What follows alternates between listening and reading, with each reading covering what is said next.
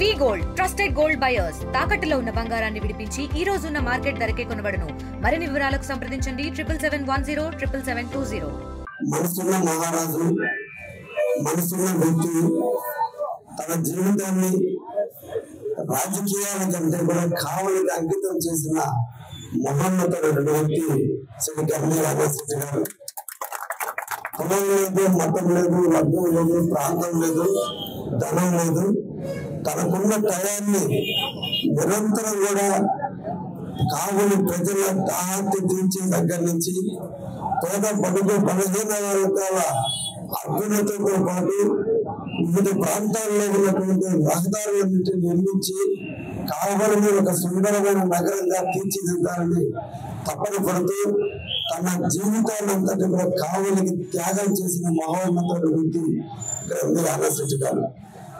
ఆస్తులు కర్పూరంగా కరిగిపోతున్నా తన అనుకున్న లక్ష్యాలను నెరవేర్చాల్సిన క్రమంలో ఆరోగ్యం శ్రేణిస్తున్నా ఆరోగ్యం బాగలేకపోయినా కావలి మీద తప్ప కుటుంబ సభ్యుల మీద కంటే కూడా కావలి మీద మమకారాన్ని పెంచుకొని కావలిని అభివృద్ధి చేయాలని తప్పన పడ్డ గంభీర రామశెట్టి గారు కావలిని వదిలిపెట్టి వెళ్ళిపోవడం అందరికీ బాధాకరమైన విషయం అయినప్పటికీ కూడా జీవితంలో పుట్టుకతో పాటు మరణం కూడా తప్పకుండా ఏదో ఒక రోజు వస్తుంది కాబట్టి కావలి ప్రజల అశ్రునీయాల మధ్య కావలి ప్రజల శోక సముద్రం మధ్య మనందరం కూడా గంభీర రామశెట్టి అంతిమ యాత్రను పూర్తి చేశాం.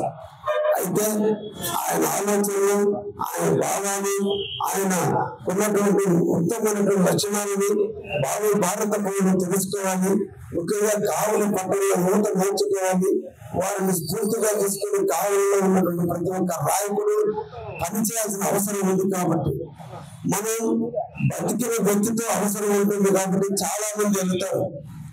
ఉదాహరణకి ఒక రాజు కుమారుడు చనిపోతే లక్షలాది మంది రాజుని పరామర్శిస్తాడు.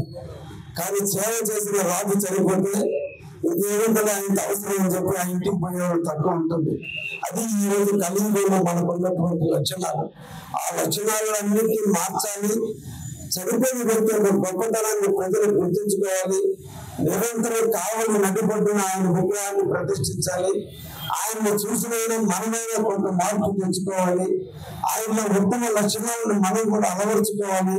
కాబట్టి బతుకున్న వాళ్ళని గౌరవించడం కంటే చనిపోయిన వ్యక్తులను గుర్తించుకోవాల్సిన అవసరం మా అందరికి బాధ్యత. ఇక్కడ యానాదిశెట్టి గారి ఆయనతో కొద్దిపాటి పరిచయం ఉంది నాకు. చంద్రబాబు గారు కూడా అత్యంత సన్నిహితులు. ఎన్నో పదవులు మున్సిపల్ చైర్మన్ దగ్గర నుంచి ప్రెసిడెంట్ దగ్గర నుంచి అన్ని ఎన్నో పదవులు చేసి ఉన్నారు. ఎంత గౌరవం ఉంది ఆయన మీద, ఎంత రెస్పెక్ట్ ఉంది కావాలో కూడా. ఆర్యవైశ్య సంఘాలను కానీ మొత్తం అందరికీ కూడా, మన మిత్రులందరికీ కూడా ఆయనతో కృష్ణారెడ్డానికి కూడా మంచి అనుబంధం ఉంది. ఆయన ఎలక్షన్ లో సపోర్ట్ చేయడం కానీ అన్ని రకాలుగా కూడా మనకు చేయడం జరిగింది. అలాగే కావలి నియోజకవర్గం కృష్ణారెడ్డి అన్న నాయకత్వంలో డెఫినెట్ గా 5 ఏళ్లలో రూపురేఖలు పూర్తిగా మార్చుకుంటుందని నేను ప్రగాఢంగా విశ్వసిస్తా ఉన్నాను. అభివృద్ధిలో పరిగెత్తిస్తున్నారు. నేను ఆయనతో అప్పుడప్పుడు కొద్దిగా పోటీ పడి నేను కూడా వెళ్తా ఉన్నాను కొద్దిగా నేర్చుకొని. ఎందుకంటే రాజకీయాల్లో కృష్ణారెడ్డి అన్న ఎంత ఎక్స్పీరియన్స్ ఉంది.